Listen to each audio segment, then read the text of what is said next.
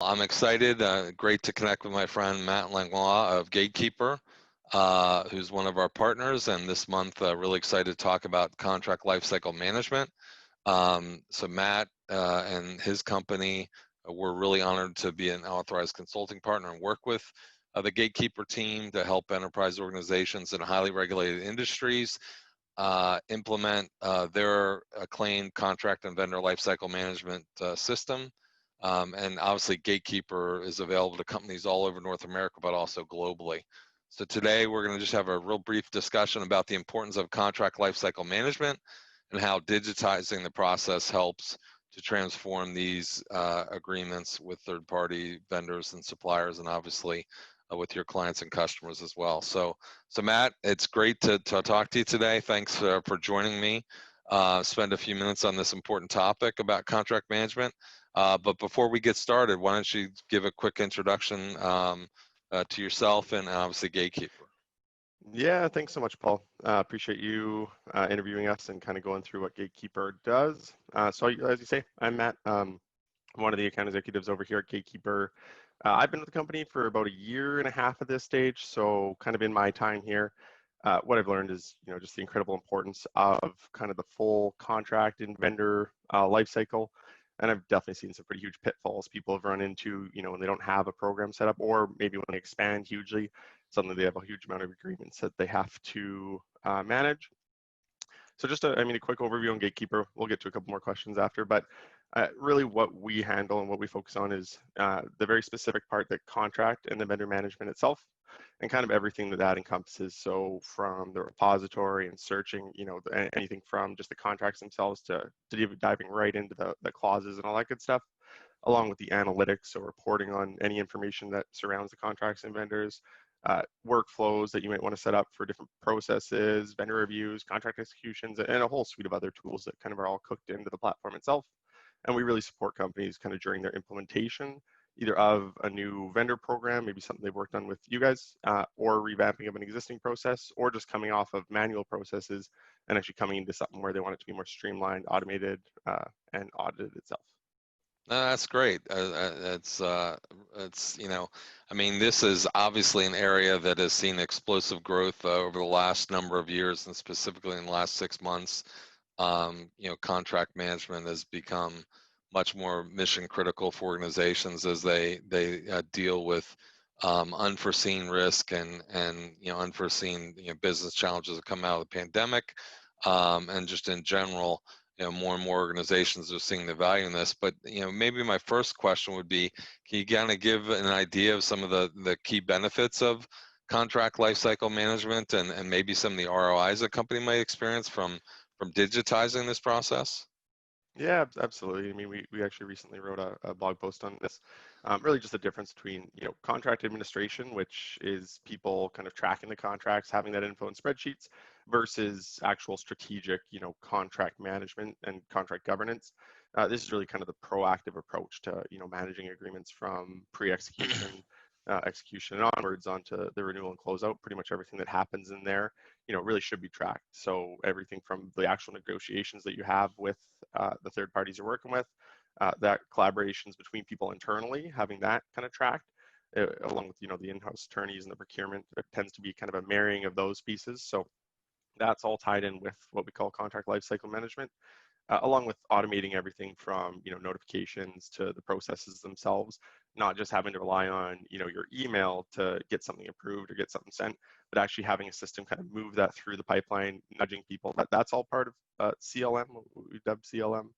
And that also includes kind of tracking the contract itself. So the performance against a contract, the obligations either from you or from the vendor, having all that kind of in one central spot, and any other key metrics that are specific to what your organization does. I don't think I've ever met, one company that's the same as another one when it comes to CLM. They all have different kind of needs and different wants, but when it comes to how they track contracts and what's important for their business, manufacturing is going to value things and metrics like deliverability, and whereas software companies, they may look at things more like their software providers and the uptime that they provide, and making sure that that's all aligned with there. So lots of different pieces that are tracked within the CLM, and you asked about kind of the ROI of this. Lots of different pieces, but it's really just once you have everything kind of in one place, it's huge in terms of, for example, renewal management. So if you have Hmm. a lot of people that we talk to, they have their renewal dates and things of that nature in a spreadsheet, but they're not necessarily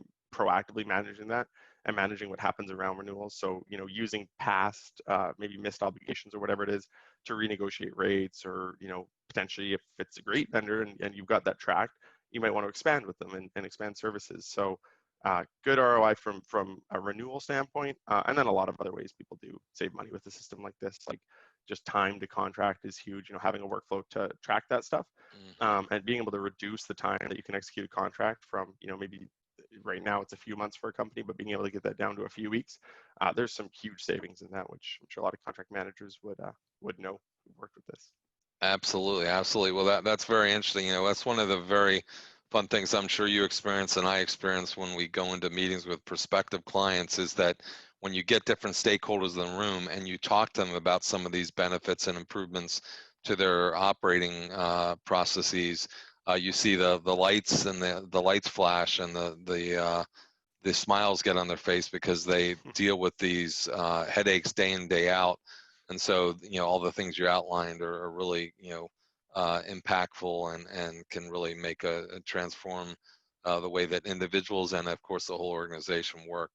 So one of the things, as we're talking about, can you tell me a little bit more about the primary pain points that you see when organizations are kind of migrating from a manual environment to more of an experience of an automated environment, like a gatekeeper, the contract lifecycle management system?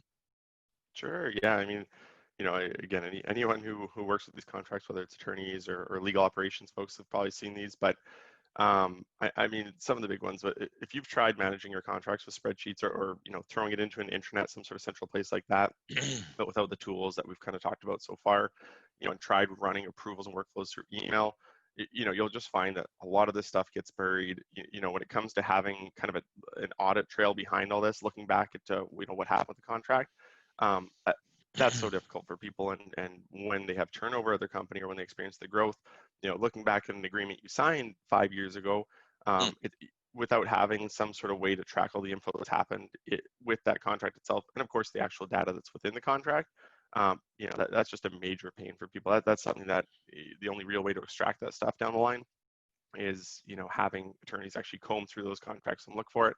I'd say that's one of the biggest one. Again, building up that kind of defendable audit trail, that's huge. And I mean, getting right into Yeah. things like litigation, and if you're looking to terminate a contract and the third party says you can't, having an actual audit trail of their performance, or an audit trail of missed obligations, or whatever it is, that's also just monstrous when it comes to what people at least come to us for. They're looking to make sure that they have all that stuff tracked, so that all their I's are dotted, T's are crossed when it comes to what they're going to do next with a vendor. Um, but yeah, I mean, those are some of the big ones people come to, right? Lost information, then also just the general searchability of this stuff. I mean, if you go Yeah. to some companies that they just use Google Drive, for example, to store the agreements. If you ask them to look for some subset of contracts, like you want to look at just your MSAs across your travel vendors, let's say, it's difficult for them to just bring up that information right away and see the ones that are coming up for renewal. So having that info in one place, that's usually the other big pain point people come to us with, little scattered, fragmented data. Yeah, I mean, just thinking about, reflecting on what you just said, thinking about how, I mean, anywhere from paper documents in a filing cabinet, which in a virtual world is really tough to access, to people, as you said, G drives and Gmail and SharePoint files and all different types of places that these things can exist, and having that central source of truth and that repository with all the amazing new technology that's coming online. I think that's something that's critical. So when you're looking at, and speaking of technology, I mean, people who know me well know that I'm the not the old dinosaur, but I'm the guy who's kind of I come along to the party a little bit as more and more technology. It makes my life easier. So if it can make my life easier, it can make anybody's life easier. Can you talk about some of the key, innovations and things people should look for as they're considering a contract lifecycle management system? Yeah, good question. I mean, there's a number of things for sure, around use. So, I mean, the common things with software like usability, UI, UX, that's all very important, solid Hmm. support, all that stuff that you can find. But from kind of like a feature standpoint itself, I would definitely say that number one would have to be, a workflow engine that supports pretty much everything that you do now with, whatever type of approvals you need, whatever levels of approval. So, if it's over a certain value, going on to the CFO, if it's under a certain value, skipping that step, Yeah. being able to get all that tracked in an actual engine that you can customize and build out. You can customize the intake forms, whatever info has to come in to that workflow. I'd say that's number one. I mean, from at least a direct ROI standpoint, that's the one where potentially in the future you can, save having to hire contract admins and even some of their in-house counsel and procurement folks, just because you'll have a software that at least handles that part of the process, that really administrative side. I mean, we still always tout, people first, software second. Even as a software company, we know people and process is huge, but having, that stuff built out, having that process built out again, potentially with, using or working with vendor centric and building that stuff out. Once you have all those processes in place, being able to then have a software that supports it from a workflow standpoint, that's huge. I definitely think too the repository and search gets really overlooked in a lot of tools we Yeah. do have. Having it just so easy to be able to look for everything in there and be able to filter by whatever data you want really quickly. I'd say that's number one. And again, that is the number one pain point, even though it seems so simple. If you find a software that it's not super intuitive to look through that stuff, that's always kind of a red flag, because that's something that the average user, maybe not the power user, but the average user of the system will want to be Yeah. able to search through that stuff really easily. So that's probably my number two. You're Um, talking to me the right now. yeah, the average user, exactly. Well, even myself. I mean, I'm not Yeah. a lawyer by trade or anything like that. So, just for someone like me wanting to go look over my sales agreements really quick and scan through them all in there, or look through some of the vendors that we work with, Hmm. if it's too difficult to use, I'm likely not going to adopt it very easily. Yeah. And then kind of in the same vein, but the very specific, the reporting side of things, that's also huge. I mean, having an enormous amount of contract data in a system is great, but being able to extract whatever you want, whatever reports you want out of that data, that's probably, one of my top ones as well. I mean, if I had to say, a final one, it's just probably around customization. Goes back to an earlier point I said, there's no two companies are the same. No two companies have to save the same data against contracts. Some, might Hmm. want to make sure that they have very specific clauses related to the work that gets done for their business. So being able to customize the data storage and customize those reports and customize those flows, that customization is huge. It's not necessarily a feature in itself, but being able to customize all parts of the software, I'd say, is pretty gigantic. Yeah, yeah, and I just would add one point. When our company itself implemented e-signature and e-negotiating capabilities, it made a big difference in speed to market and just the engagement and experience with our clients and with our partners. So again, technology. You don't want to be working for the technology. You want the technology to be working for you. And so all the things you're kind of highlighting are really important. So hey, I really appreciate this discussion. This is just meant to be a few minute quick discussion on this great topic. Looking at our great partner Gatekeeper, and understanding how solutions like this can really transform your third-party and vendor management and supplier management activities. So, Matt, I appreciate the catch up and love working with you and your team at Gatekeeper. So have a great day. Thanks so much, Paul. And you guys over All at righty. Vendor Centric, keep doing the good things you do. Thanks so much. Okay. Thanks, buddy. Bye. Bye.